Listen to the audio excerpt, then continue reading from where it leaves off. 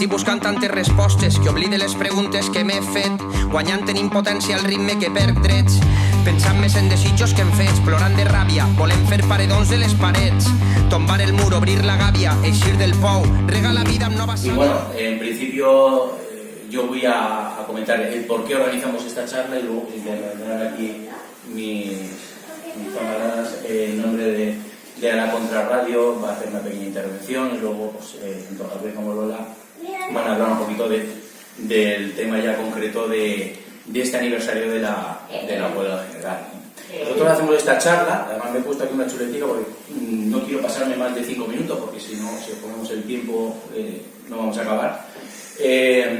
Bueno, esto se organiza porque a veces hablamos de memoria histórica y situamos esa memoria en tiempos lejanos, ¿no? Y la verdad es que tenemos la necesidad de reivindicar determinadas luchas en las que muchas y muchos de los que estáis aquí participasteis, que es esta de hace 30 añitos, y que forman parte de nuestro bagaje cultural y patrimonial. Es decir, esa lucha, igual que otras muchas, forman parte de ese patrimonio que nos ha ido haciendo crecer, ¿no? Crecer políticamente. Y quiero subrayar eso, ¿no? Porque desde determinadas posiciones se nos ha criticado precisamente el tema del patrimonialismo, ¿no? Se nos ha criticado el que seamos patrimonialistas. Y yo creo que es una cosa que realmente lo que tenemos que hacer es reivindicar, es decir, somos lo que somos, entre otras cosas, porque hemos luchado para conseguir algo, y eso forma parte de nuestra historia, de nuestra forma de ser, de nuestra lucha, y eso no es algo que se debe abandonar, sino todo lo contrario. Entonces eso es un acto reivindicativo en este sentido, de reivindicar parte de nuestra historia como algo nuestro, como algo que hemos hecho, y como algo nos tiene que servir de enseñanza para seguir haciendo. No vamos a despreciar, ni mucho menos, esa parte importante de nuestra historia. Nos va a servir también para hacer una comparativa, ¿no? ¿Cuál es la situación de la lucha de clases a finales de los años 80 y ahora?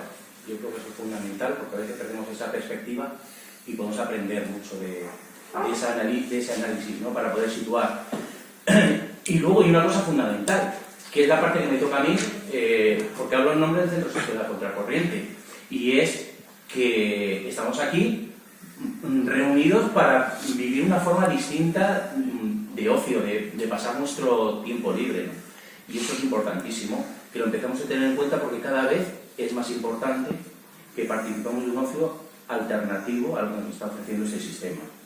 Y claro, dicho esto, no todos y todas conocéis qué es el Centro Social de la Contracorriente, ¿no? Seguramente lo identifiquemos con el local, ¿no? Bueno, el Centro Social de la Contracorriente es como es ese espacio, porque realmente es un espacio no necesariamente físico, a través del cual el PCP quiere organizar, o en torno al cual quiere vertebrar un espacio cultural, un espacio deportivo, un espacio de ocio. Y digo que no necesariamente lo tenemos que identificar con el local, porque el centro social, lógicamente, cuenta con este local, que además desde este frente cultural que queremos activar, una de nuestras intenciones es optimizar el espacio físico para que pueda ser utilizado por aquellos colectivos que de alguna forma puedan sumar a la lucha de clases y a la cultura popular, pero fundamentalmente es ese espacio en el que pretendemos que se cree una serie de actividades que sean alternativas a este ocio que vivimos, que consiste en el mercantilismo puro, en el individualismo, es decir, que lo que hacen es que nos introduzcan determinados valores, ¿no? Y yo sobre esto me gustaría hablar de un concepto, ¿no? Que es del concepto de diversión y de una de sus acepciones, aparte de lo que conocemos clásicamente por diversión, que es el tema del recreo y el pasatiempo. La Real Academia de Lengua Española, claro que no, Real Academia de Lengua Española, tiene todo. Yo no lo conoce bien. En una de esas acepciones dice: acción de distraer o desviar la atención y fuerzas del enemigo. Eso es lo que nos dice que es la diversión. Acción de distraer o desviar la atención y fuerzas del enemigo. ¿Quién es el enemigo? Pues lógicamente la clase obrera. La clase obrera es el enemigo, las capas populares somos el enemigo de quien nos está dando esa diversión. Por ejemplo, de poco pan y pésimo circo, pues aplicado a la era moderna, donde además hay una reflexión que yo últimamente le estoy dando muchas vueltas, ¿no? Y es esa diferencia, hablando de esos 30 años que hace de esta huelga general, la diferencia de los que éramos jóvenes en ese momento ahora, aparte de que los jóvenes ahora lo tienen mucho más complicado, el entrar en un proceso de conciencia, ¿no? De conciencia social, de conciencia de clase, es más complicado, aparte de por muchas razones que podemos discutir, por una cosa que es elemental, que tiene que ver con los tiempos de diversión, con los tiempos de ocio, en que en nuestra juventud estaban de alguna forma encorsetados. Fijaros que de todas formas, yo vengo de una generación que hemos chupado subcultura a tope, ¿no? Pero aún así teníamos tiempos momentos de tiempo muerto que ayudaban a la reflexión, a tomar conciencia. Y a lo mejor la reflexión la hago ahora que soy padre de adolescente, no hay un minuto muerto, es decir, continuamente los chavales y las chavalas reciben estímulos externos constantes, donde la pasividad es total y donde continuamente están recibiendo, si no es vídeos de YouTube, de lo que sea, las PlayStation, las televisiones a la carta, o sea, 1000 historias que nos permiten un minuto de reflexión sobre lo que ocurre en nuestro entorno social, y eso lógicamente dificulta a la juventud de ahora la toma de posiciones, de una posición consciente de clase. Y en ese sentido creo que es importante reivindicar este espacio cultural alternativo, participativo, y en el que vamos a poner nuestro empeño, sabiendo que la dificultad tiene que ver con la dificultad organizativa de nuestro entorno. Es cada vez más complicado porque además hay mucha actividad política que hay que realizar. Esto es un poco, aquí habéis venido engañados como a la gente esta mayor que la meten de la multipropiedad, ¿no? Y luego aquí nos han metido, nos han puesto aquí bebida gratis, comida gratis, algo me tienen que vender. Entonces, claro, eso lo que hacemos es una invitación. Nosotros necesitamos, teorizamos, ¿qué es urgente? Que hagamos ese esfuerzo por crear un espacio alternativo cultural, a través de 1000 actividades. Esto es un ejemplo que tenéis, hay muchos que no lo habéis podido ver. Hace poco inauguramos esta exposición de la militancia comunista en los años 80 y principios de los 90. Es una pequeña exposición fruto del trabajo de un grupo de ex camaradas. Bueno, lo que queremos es un poquito enriquecer este espacio cultural alternativo, no solo desde la propia militancia, sino desde todos aquellos y aquellas que formáis parte de nuestro entorno y que sois mucho más importantes que nosotros militantes en sí, porque sois al final los que soportáis el proyecto. Y todo lo que pedimos es, lógicamente, manos y cerebros, es decir, ayuda en la construcción de ese espacio cultural. Lo digo por el tema de la multipropiedad, porque si os tenía que vender algo, vendo la suscripción. Esa es un poquito la idea. En ese espacio, yo os decía, dentro de nuestra limitada capacidad organizativa, lo que queremos es ir sumando actividades, que pueden ser muchas, desde más exposiciones, charlas, concursos.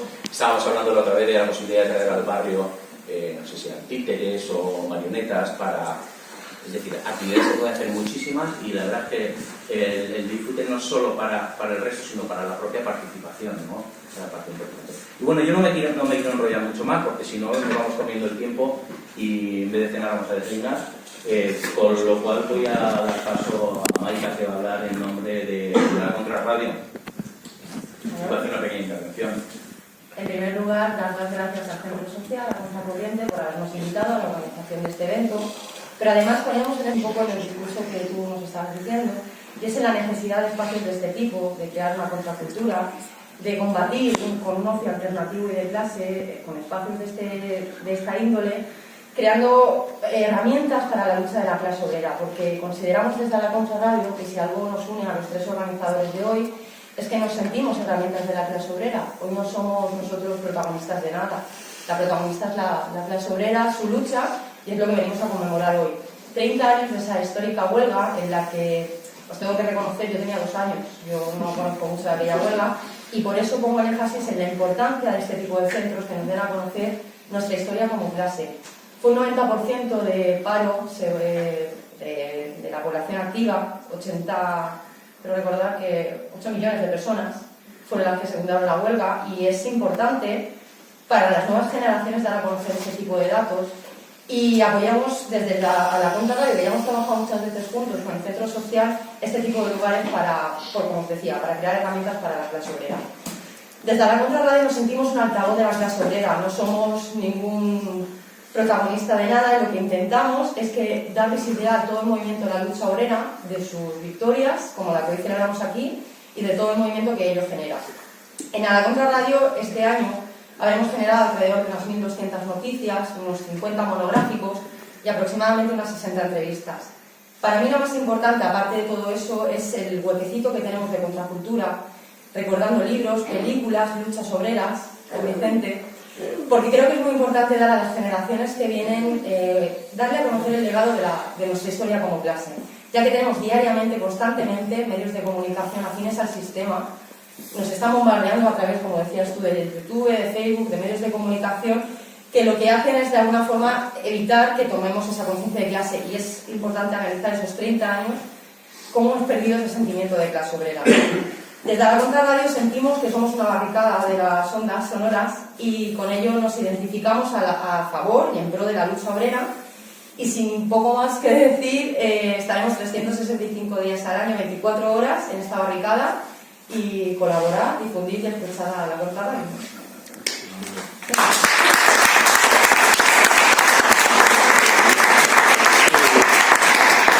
Ahora interviene Lola, le toca su turno por parte de los tubos. A ver si consigo hacer en 5 minutos. Vale, si te pasas uno, no llegas Me dais una tampoco, te colleja, damos vale. una Paula. Bueno, buenas tardes. En primer lugar, yo voy a contradecir a las dos personas que me han precedido. A Maika, en cuanto que la Contra Radio no está en 865 días, porque hay algunos días que se toman vacaciones en agosto. No, pero quiero decir que también los espacios públicos y tal se toman sus vacaciones. Y también al presentador primero y al compañero y camarada Quique, porque decía que era la última gran movilización, el 14 de diciembre. Y no era la última gran movilización. Fue una movilización que yo voy a intentar sacar algunas características y contextualizarlas, pero no la última. Si nos hubiéramos quedado con una movilización de hace 30 años, pues estaríamos jodidos y jodidas, ¿no? No es así. En todo caso, bueno, antes de empezar a decir que también está la bandera del Frente Popular, porque si algo nos caracteriza en los comités de comunidad obrera, a los comunistas y a las comunistas, es el internacionalismo. Y el 11 de diciembre fue el 51 aniversario de la creación del Frente Popular. Y bueno, pues entonces, aunque no estaba previsto, y yo me he permitido tener la bandera, que me la encontré cuando estábamos de colegio, yo creo que nadie va a tener ninguna objeción a que también hoy estemos reivindicando la lucha del pueblo palestino y la existencia del Frente Popular.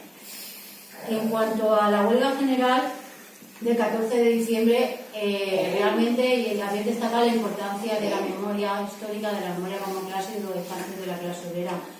He hecho en falta que haya más gente joven, además de los 3 jóvenes que sí que nos acompañan, ¿no? Y eso es una cuestión importante. ¿Por qué? Porque la historia del 14 de diciembre de 1988, si no la escribe la clase obrera, la escribirá la burguesía, la escribirá la oligarquía, y será en unas claves muy distintas y muy anecdóticas.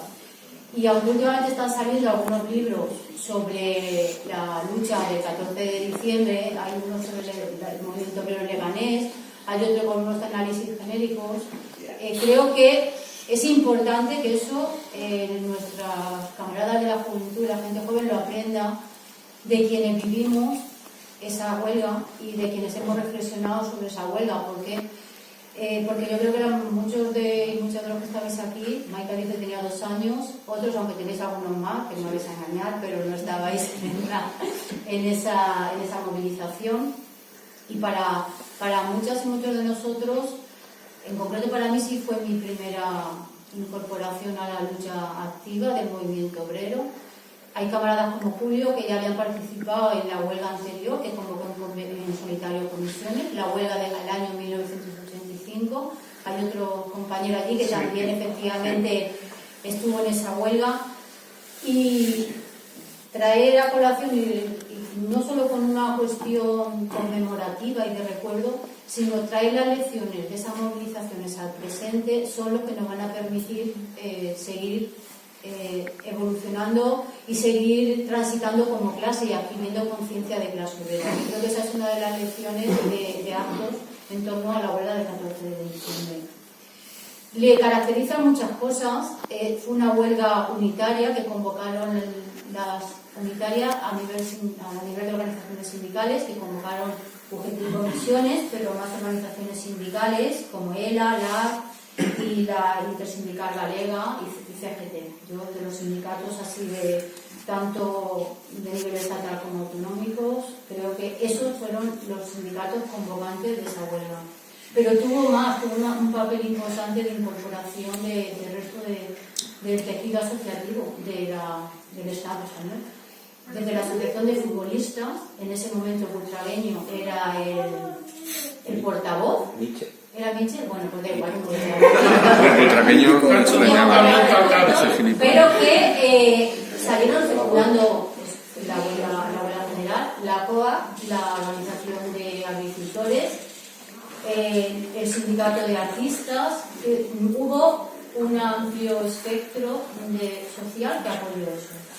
¿Y cuál fue el motivo? El motivo formal de esa huelga fue contra el plan de empleo juvenil.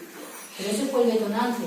Un plan que pretendía establecer dobles escalas salariales y la precarización absoluta de la juventud.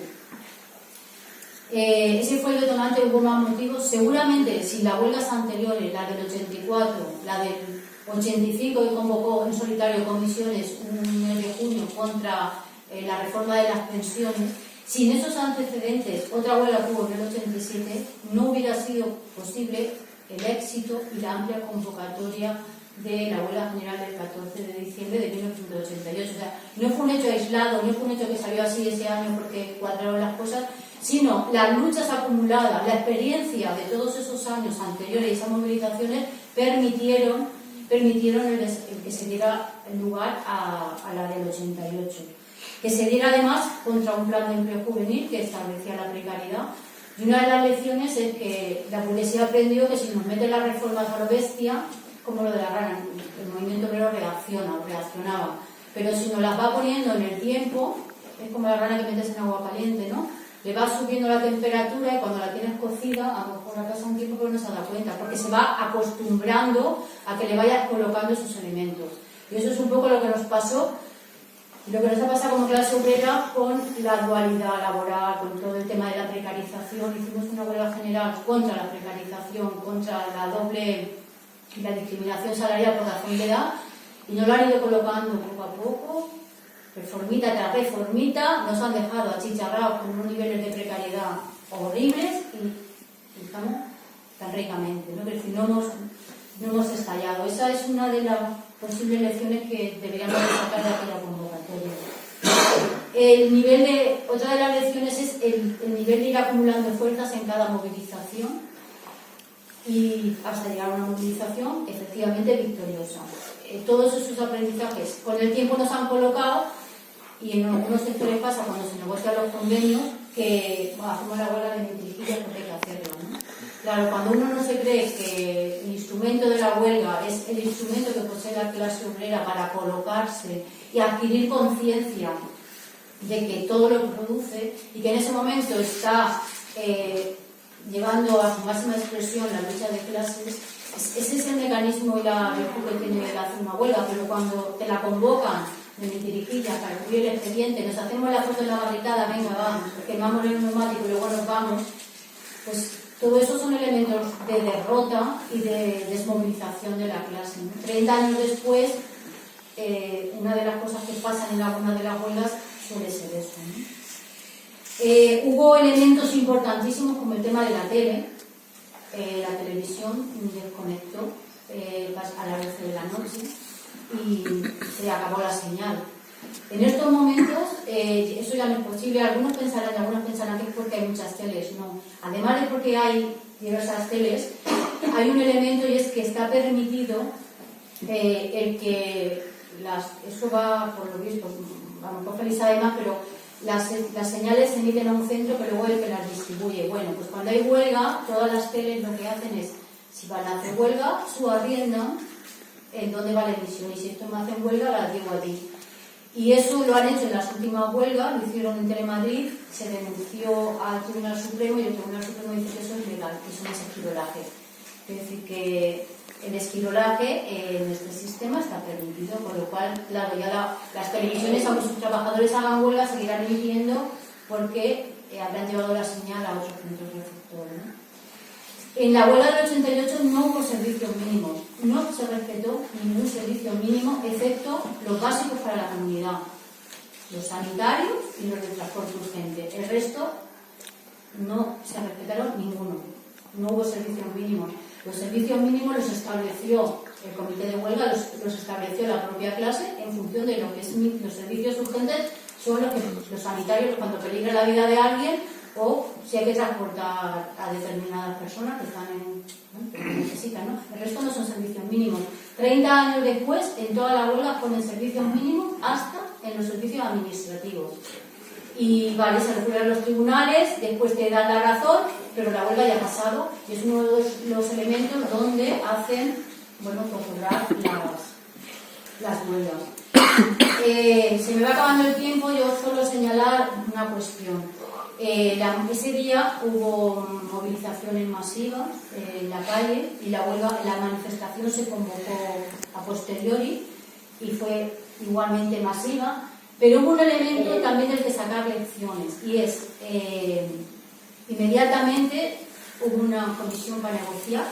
El plan de empleo se retiró, efectivamente, 30 años después lo vimos por otras vías, pero en ese momento se retira y se sentaron a negociar sindicatos, gobierno y patronal y se reeditó el pacto social para encauzar aquello, con el tema de la supervisión sindical de los contratos temporales, para que no haya fraude, y fue todo una porquería, porque realmente otra vez quien tenía los instrumentos era, por mucho que se le diera parte al comité, al delegado, etcétera, sobre la precariedad, era el patrón.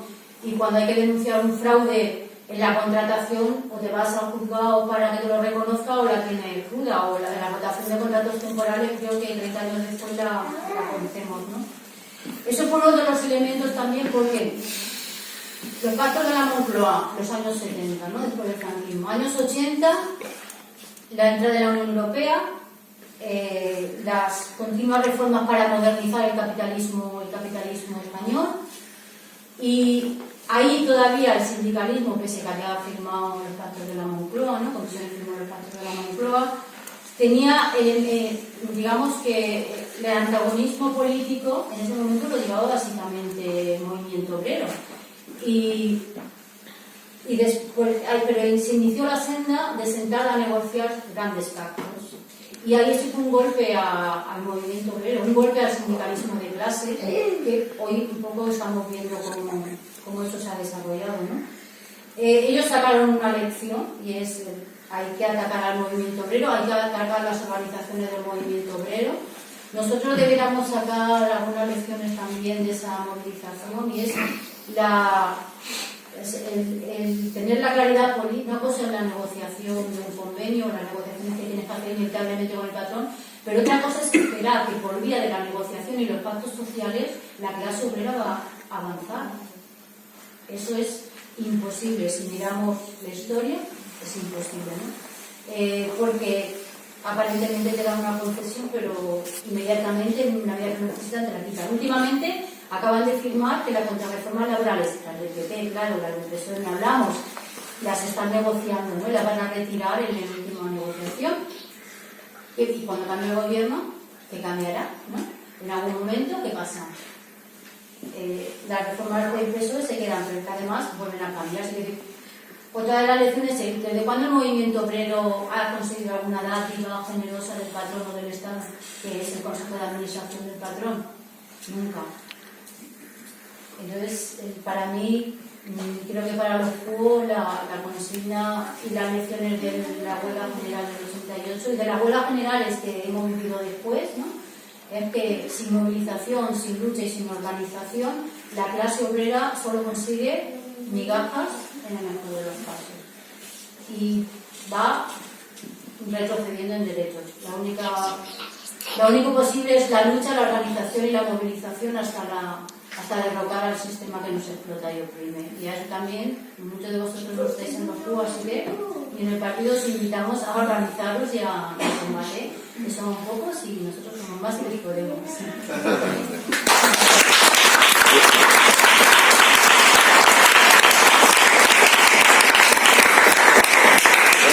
Última intervención por parte de Javier para rematar la parte de las intervenciones y después sigue pues pasaremos. Pues muchas gracias al Centro Social, a Contracorriente, porque bueno, es de agradecer que haya organizaciones que permitan reuniones y organizar actos cuando es muy difícil solicitar permisos en centros sociales, municipales, etc., ¿no? Pues es prácticamente imposible. Y aquí, pues afortunadamente, tenemos un entorno que favorece este tipo de actividades. Como señalabas, pues al fin y al cabo es otra manera de divertirse, ¿no? Y una manera pues, de vivir, ¿no? Podemos hablar de tiempo libre, pero realmente el tiempo se va y lo que hacemos realmente es vivir, ¿no? Y esto es una manera de vivir. También quiero agradecer a la Contrarradio, porque a la Contrarradio nos ofrece un espacio sonoro.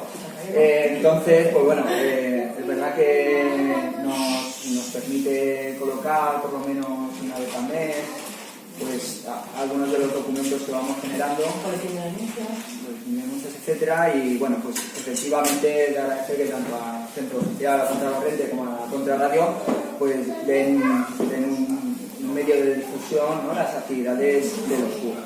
Bueno, yo hablando de la huelga de 1988, 30 años, pues me voy al año 1856 en junio. Y bueno, pues Biblioteca Pública Municipal de Alacant, Virgen del Remedio, pues aquí tenemos un libro, ¿no? Esto de ¿hay que ir a la biblioteca? Sí, hay que ir a la biblioteca. Y tenemos un libro, Los hermanos de Rebeca, motines y amotinados a mediados del siglo XIX en Castilla la Vieja y León. Bueno, un historiador, Javier Moreno Lázaro. Y pues bueno, estamos aquí en Alacant y tenemos un libro de historia sobre lo que ha pasado, pues, por ejemplo, entre Palencia, Valladolid, etc., ¿no? Y me vino a la cabeza este libro, de haberlo leído, porque como decía Lola, pues efectivamente tenemos múltiples, digamos, informaciones, prácticamente, ¿no? Como decía que también, me parece imposible no darte cuenta, estás por ahí, te vienen mensajes al móvil, etcétera, pero hay mucha información, en muchas ocasiones la historia se cuenta por el enemigo de clase, de la inmensa mayoría, y en muchas ocasiones la historia es silenciada también, ¿no? Y bueno, pues tomando el hilo de lo que planteaba Lola acerca de qué línea tenemos los TUO o cómo planteamos la lucha, ¿no?, obrera, pues en este libro pues se hace referencia a unos motines realmente de subsistencia, ¿no? Y que leyendo citas de carácter histórico de que pues han ocurrido hace siglo y medio, pues tenemos hoy en día todavía algún tipo de noticias en los medios de desinformación, no en la Contrarradio, como se te hablan de orden público, etcétera, ¿no? Y parece que estás leyendo este libro y te están viniendo noticias de lo que está pasando hoy en Cataluña y demás, ¿no? Bueno, para que os hagáis la idea, no me voy a enrollar mucho en el libro, pero ya que es un entorno de centro social, pues me parecía interesante comenzar con esto. Y es un entorno en Castilla la Vieja, aquello que, bueno, pues la industria minera, básicamente, en aquella época, o sea, tenía una actividad agrícola muy alta, y era la época aquella desde que se empezaban a hacer telares, se empezaban a lanzar las líneas del ferrocarril, pero bueno, en contra de lo que pasaba, por ejemplo, en Francia, que sí que había pues, una actividad industrial más importante, pues aquí en este territorio se basaba fundamentalmente en las harinas de trigo, que efectivamente pues, suponía un enriquecimiento tremendo a un puñado de personas, y eso significaba pues, el hambre para la inmensa mayoría, ¿no? Aquí lo que ocurre es que circunstancialmente había una ley, ¿no? Esto es como lo que cuentan ahora, ¿no? De, oye, ¿qué pasa con los alquileres turísticos en Barcelona? ¿Están subiendo realmente el precio del alquiler? Las noticias oficiales son, no sube el precio del alquiler. No se ha demostrado científicamente que ese tipo de actividades turísticas suba el precio de alquiler y que encarezca la vida de la clase obrera, ¿no?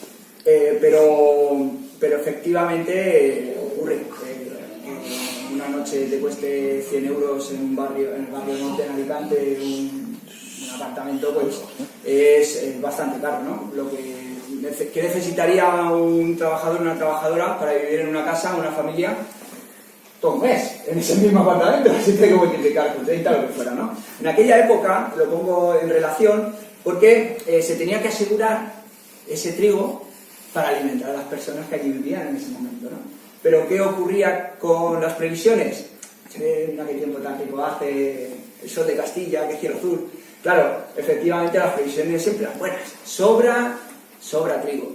En consecuencia se enviaban miles de barriles, las cantidades están en barriles, así que no sé muy bien decirlos en toneladas, pero se llevaba a América, se exportaba a Europa, estaba la guerra en Crimea también por aquella época, o sea que se veían carros y carros salir de esas tierras de campo, de Valencia, por ejemplo, de Valladolid y demás, y esa gente pasaba hambre.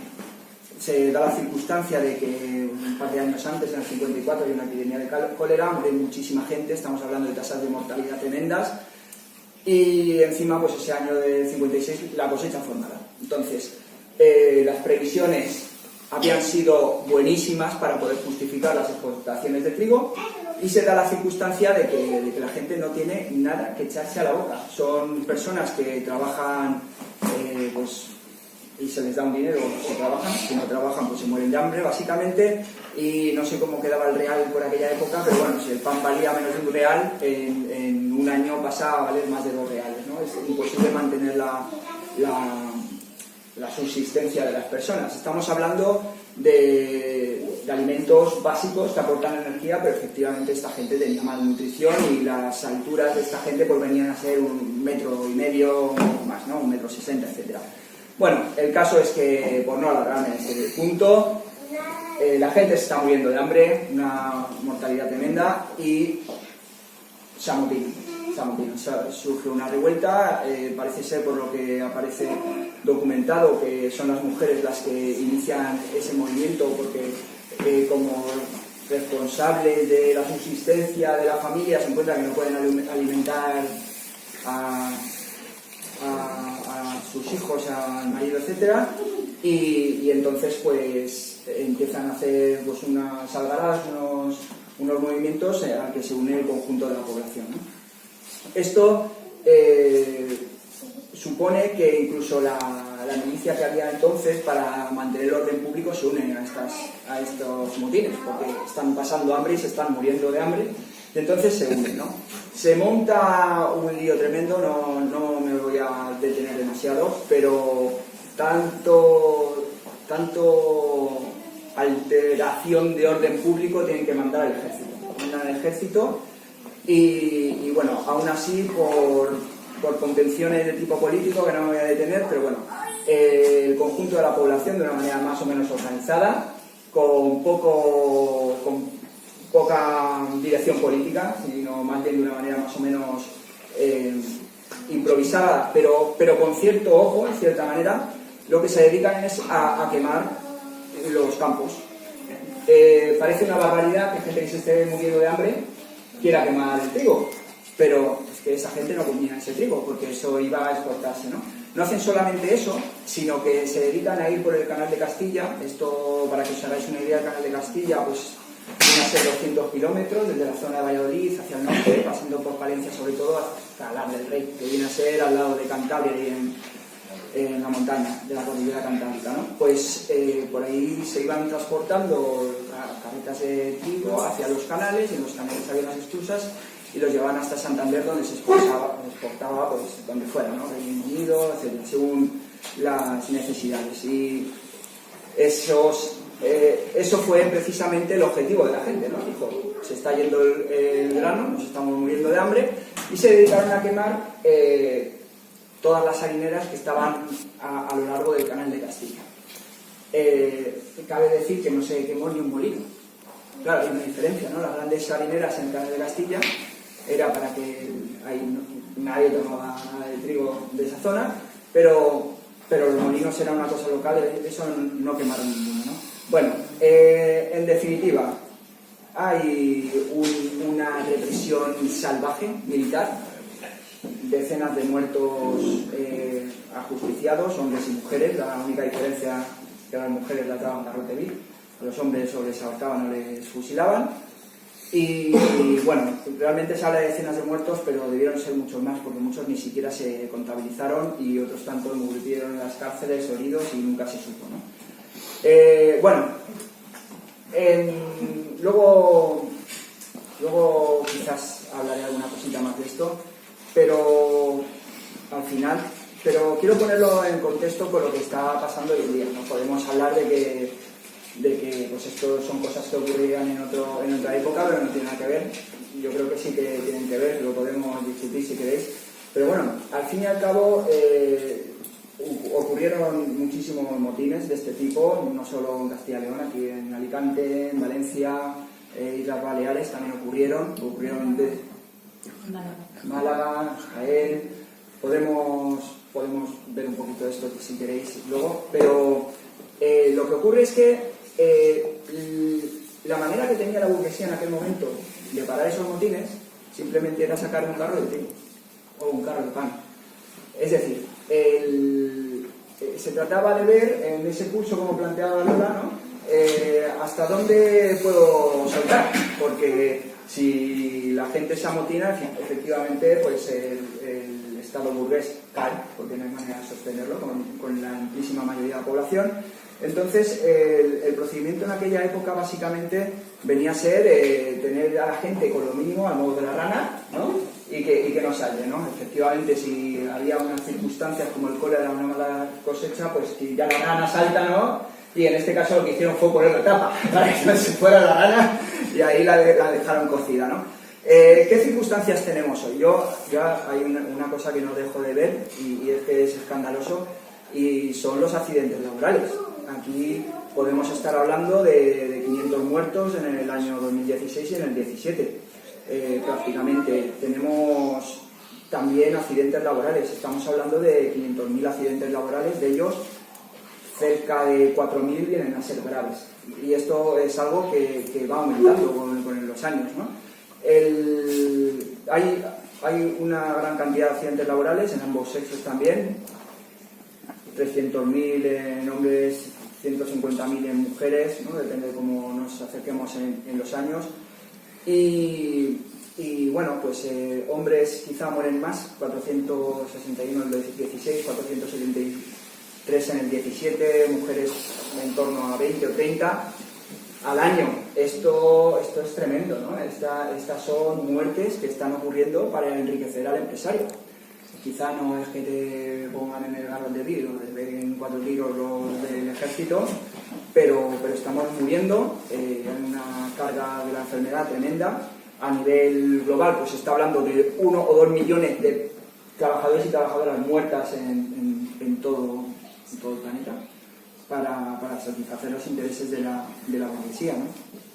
Aquí, a fecha de octubre, pues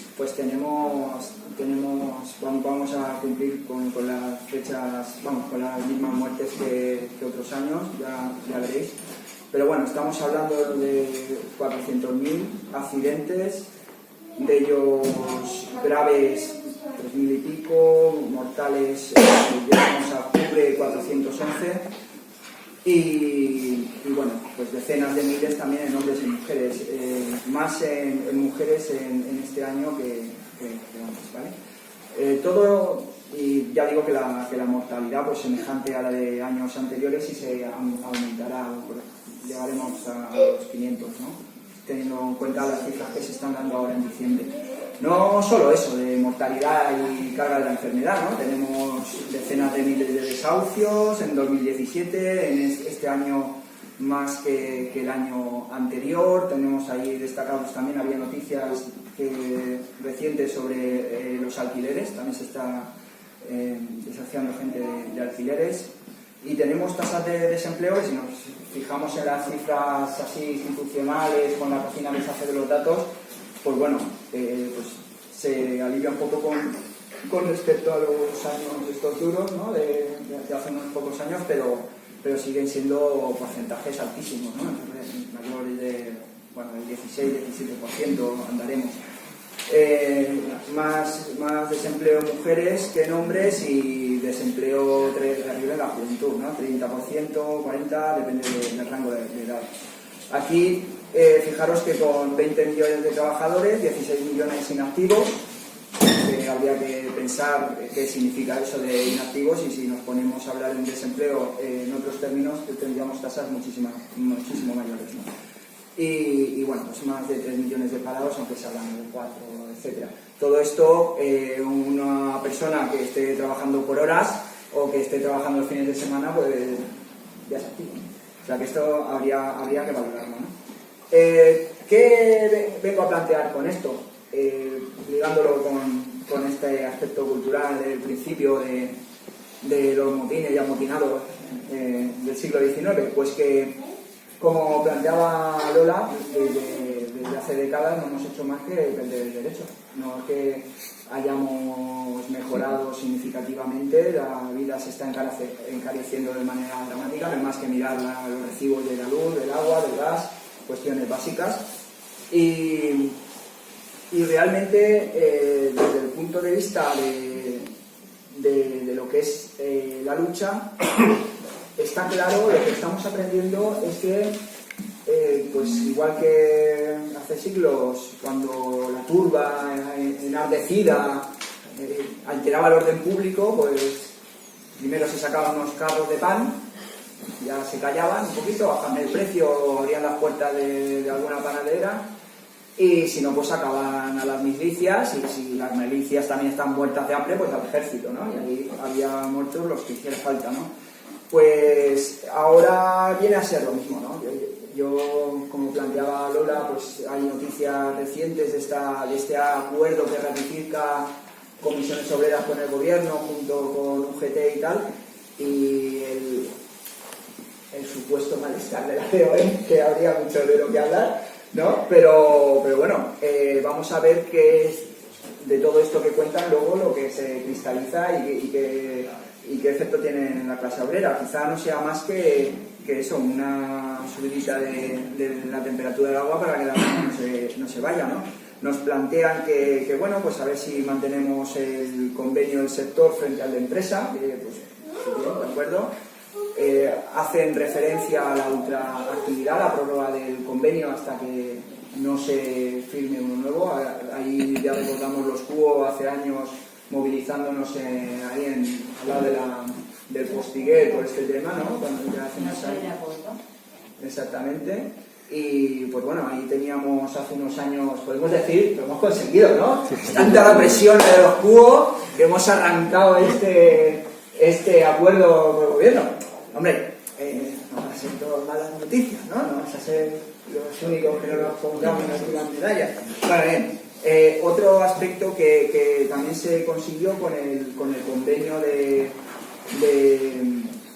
de hostelería en Málaga, ¿no? Y era que el convenio fuera extensible también a las subcontratas, porque de la misma manera que planteaba Lola, que para que no le hagan huelga los de la tele, el centro receptor queda ahí en otra empresa y ya no es esquilolaje, es una subcontrata, pues aquí lo que se intenta conseguir es que esas empresas externalizadas precisamente tengan que cumplir también el convenio del sector, porque si no estamos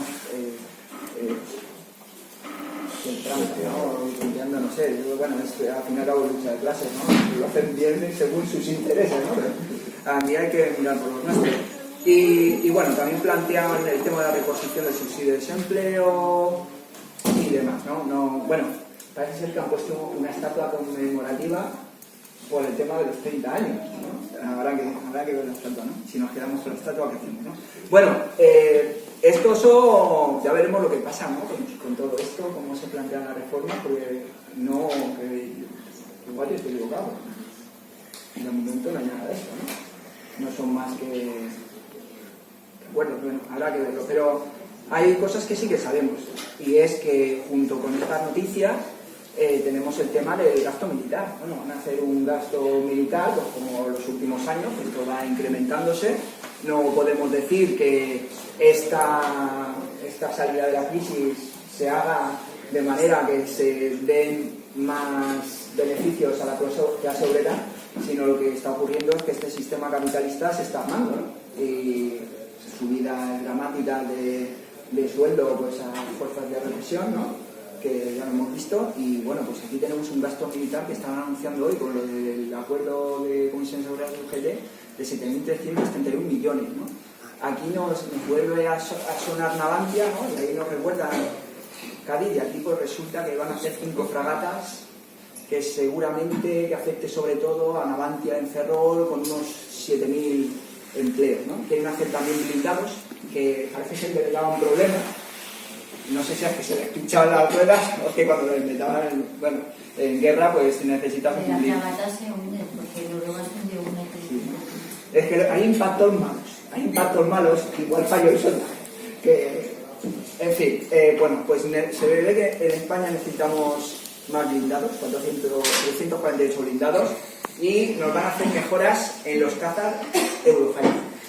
La mejora en el caza Eurofighter, yo me estoy imaginando que si le van a cambiar el sistema operativo, les van a cambiar el GPS o que leche les van a hacer, porque cuando uno habla de la mejora del caza Eurofighter, que si se te queda viejo, mira a ver si lo tiras a ahora. Tampoco esos bichos no están preparados para que duren, ¿no? En fin, bien, aquí lo que nos están diciendo defensa de Estados Unidos, daban de comer a toda África, pues no sé, estos 7.331 millones repartidos convenientemente entre la clase obrera, yo creo que nos iba a cundir mucho más, ¿no? Y que supondría pues, ciertas medidas, reformas a favor de la clase obrera y no tanta guerra, ¿no? Tanta guerra, porque una cosa que también planteamos desde los clubes, y también pues, hacemos referencia al cumpleaños, ¿no? 51, es precisamente que la clase obrera no queremos atacar a otros pueblos. Nosotros sí tenemos algo claro, que queremos la paz, y que tenemos aquí de coger el fusil y ponerse a disparar a otros hermanos de clase, lo único que quieren es vivir igual que nosotros, ¿no? O sea que no queremos que con este gasto militar podamos arrancar materias primas o arrasar otros pueblos para que nos den las migajas. No sé, esto depende que nos hagan el convenio, pero es que lo dicen el mismo día, ¿no? Vamos a mejorar convenio a base de más guerra en otros países, no sé. Efectivamente, lo que decimos los juegos es que no queremos gastos militares. Vale. Bueno, aquí entonces, pues bueno, esto al fin y al cabo pues venía a ser un poquito lo que, así de una manera más cultural, y ahora pues os voy a leer 4 líneas de lo que se contaba por aquí en estas revueltas que os comentaba en 1856 en verano, ¿no? Y era que ya llegó el feliz momento de que la tortilla se vuelva, que los pobres coman pan y los ricos coman mierda, ¿no? Esto, como veis, pues no es que sea una grancita con no sé, desde un punto de vista político elevado, no lo es, pero bueno, al fin y al cabo pues es una respuesta más o menos popular, espontánea a una situación dramática. En estos momentos estamos en una situación de riesgo para la vida evidente en cuanto a la escalada de la guerra y del gasto militar y de la represión entre pueblos. Ahí tenemos pues un conflicto en Cataluña también que vamos a ver cómo se va resolviendo, ¿no? Pero al fin y al cabo lo que plantea es que, retomando un poco lo que planteaba Lola, no nos vamos a quedar en los jugos en que queremos un mejor convenio, bienvenido el convenio, pero sino que lo que planteamos es que este sistema no es suficiente tal como está y no podemos meramente pues intentar que con la buena fe del empresario vayamos a mejorar significativamente nuestro estilo de vida, no es posible, porque lo único que nos van a quedar son las migajas. Aquí lo que planteamos desde los QO es la construcción de una sociedad diferente en el que sea precisamente la clase obrera la que dirija y organice la sociedad para los intereses de sí misma, ¿no? Y bueno, pues en este sentido los QO realmente pues hacemos una labor modesta en cuanto a las capacidades que tenemos y bueno, pues fechas que normalmente señalamos importantes, pues el 3 de octubre, hay el Día de la Federación Sindical Mundial, el 1 de mayo, que no hace falta referir aquí. Y bueno, pues con unas actividades modestas como las de la Plaza Ayer del Mar, ahí por el tema de la ultraactividad, pues lanzamos nuestro boletín de denuncias de los que se hace eco la contrarradio, nuestros panfletos, nuestra campaña de hostelería. Planteamos que es un sector importante en Alicante, un lugar turístico, así que, pues bueno, yo creo que planteamos desde los QO que es un sector que tiene que moverse debido a la alta precariedad y la grandísima tasa de beneficio que se está arrancando a la clase obrera. Todo ello pues con parte de los accidentes laborales que ahí os apuntaba y toda la carga de la enfermedad que no aparece en los registros, ¿no? Y bueno, al fin y al cabo lo que planteamos es que no se trata de buscar el apoyo en el sector concreto, en la empresa concreta, sino que fundamentalmente tenemos que utilizar esta solidaridad de clase, apoyo entre sectores, para romper contra la gran fragmentación a la que el empresario está, alegando para evitar precisamente esa unión de trabajadores y trabajadoras, ¿no? Aquí lo que planteamos por los comités para la unidad obrera es precisamente esa solidaridad entre clase, ese apoyo mutuo para un interés propio de lo que es la propia clase obrera, ¿no? Y bueno, pues nada más, reitero las gracias y un gusto estar aquí con vosotros y vosotras y nos tomaremos.